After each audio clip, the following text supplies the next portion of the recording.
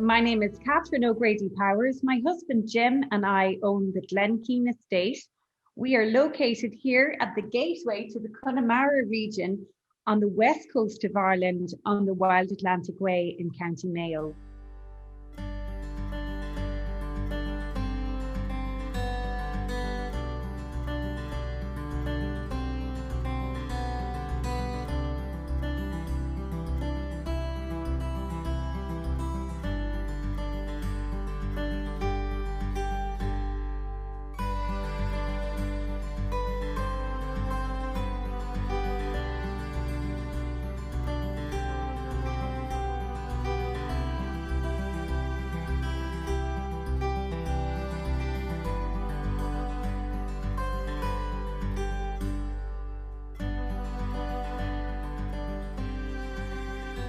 Diversifying into tourism was a route to sustainability for our working sheep farm. We own a mountain uphill sheep farm, and I was very lucky. My husband and I have an extensive background outside of farming. My background is in PR, tourism and hospitality management. My husband Jim is American, and I've worked in the UK and the USA. I've also served on voluntary boards and committees promoting this area as a quality visitor destination. And I'm a current and active member on the Mayo Northeast Development Company, which is a company for rural and development and social enterprises.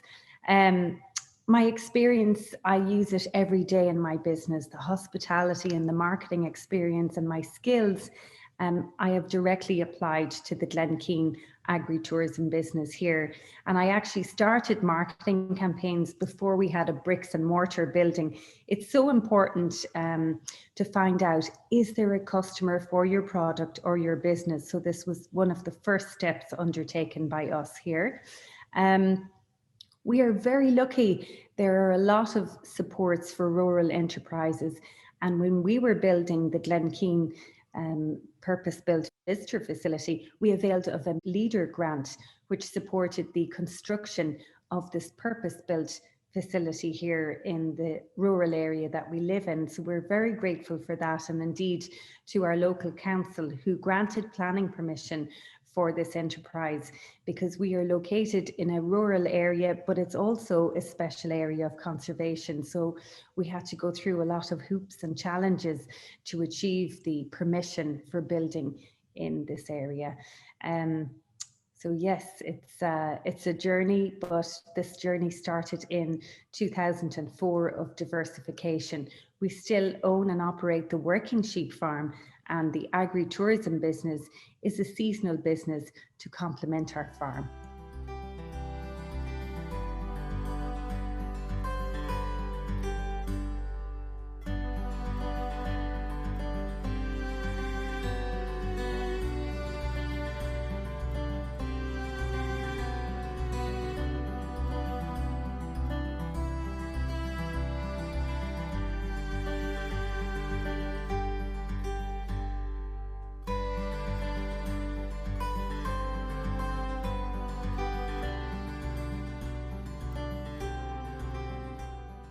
By the early 1600s, Britain owned 95% of all the land in Ireland and controlled the country.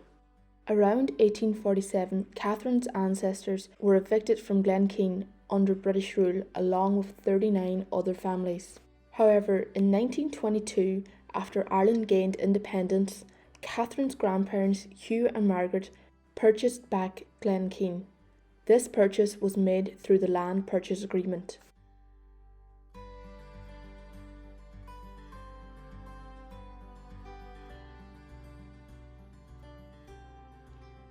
We have a range of visitor experiences on our farm that were derived from daily activities that not only happen in the present time, but indeed in times gone by. We have built our experience on an authentic tactile experience using our cultural tangible assets that exist here on the farm. And I have to say, I grew up on Glenkeen Farm. There's history here with my own ancestors, right back to the 1600s when my ancestors settled here under the British landlord as tenant farmers. So, down through the generations, those stories and the history have all passed on.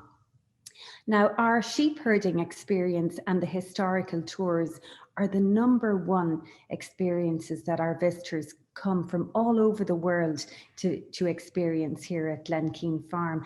This information has been passed down through generations of my own family and ancestors, where those skills and the knowledge transfer has been a really important factor in us packaging and being able to deliver those experiences today.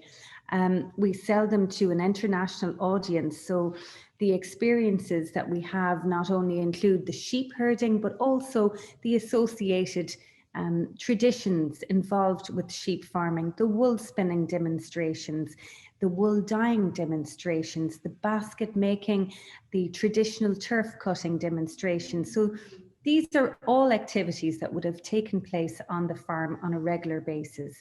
And the landscape around us here, we are surrounded by an amazing landscape. It acts like a museum to Irish history and heritage and culture.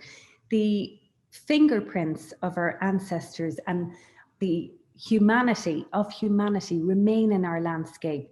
The potato ridges that have been unharvested, abandoned from the famine times, still are evident here throughout our landscape.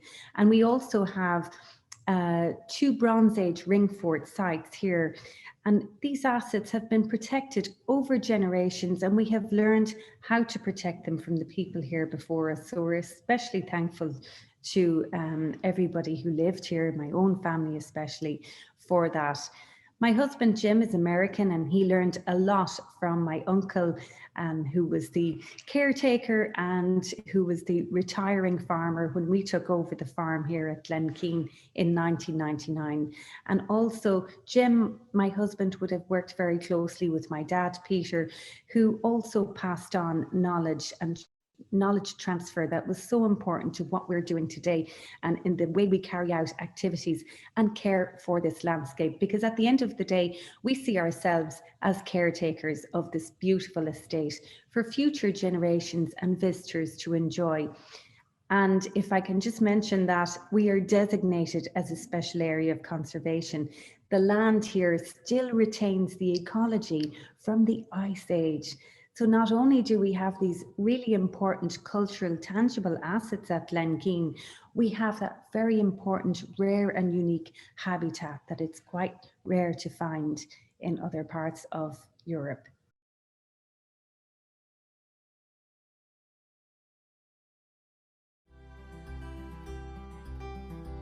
Our agri-tourism business here at the Glenkeen Farm is built on our cultural and natural heritage. The sheepdog herding demonstrations, well, that is an integral part of our cultural heritage here at Glenkeen over centuries. And it's not just a visual display of the sheepdogs herding sheep, it's about the history of the sheep and explaining to the spectators and our visitors who come from all over the world all about the uses of the wool, the breed of the sheep, how they maintain the natural habitats on the mountainscape here, and indeed their origin. So people are really interested in the story of that.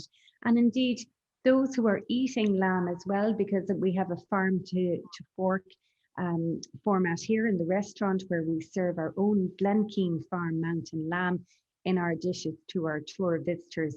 So they get that richness of the experience outside, seeing the origin of the animals and how they live and how they're cared for, and also the background part of their experience. And they can too immerse themselves in that experience by involving our cultural tours, for instance.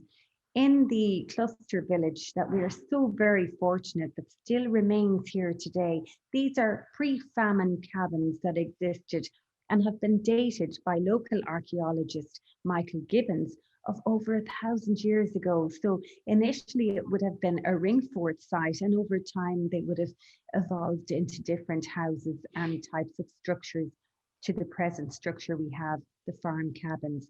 In these cabins, when we bring the visitors in, they can see the fireplace, the smoke stains on the stones. We still have a couple of cabins that retain the original sleeping lofts. So all of that original energy that went into the fabrication and the construction and the maintenance of these buildings can be seen today, in addition to thick cobwebs.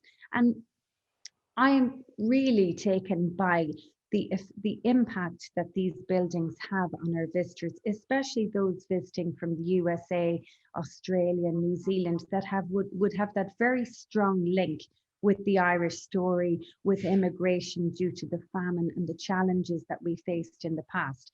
So we feel, and the visitor always feels, that this experience at Glen Keane has provided a very strong emotional link, linking their story of their ancestors who immigrated. And it's almost completing that journey when they come back and they feel they have walked in the footsteps of their ancestors.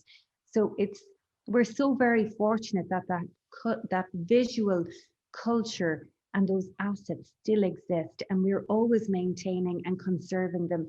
It's so very important for our business and indeed for the future of the farm.